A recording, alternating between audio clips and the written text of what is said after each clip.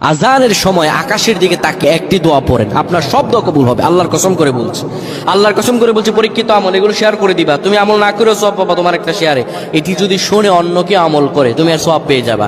আজানের সময় যখন আজান হয় তখন আমরা কথাবার্তা বলি, এগুলো অনুচিত। আপনি আজানের সময় আকাশের দিকে তাকিয়ে একটি দোয়া পড়বেন। এই দোয়াটি আমরা অনেকেই পারি। এখন বলবেন হুজুর কমন পড়ে গেছে দোয়া।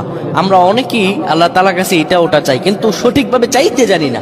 সঠিকভাবে কোনো ব্যক্তি যদি চায় আমার আল্লাহ তাকে দয়া করবেন। আল্লাহ বলেন, বান্দা উদউনি আস্তাজিব লাকুম, আমার কাছে চাও আমি আল্লাহ সব দিয়ে দিব। সুবহানাল্লাহ।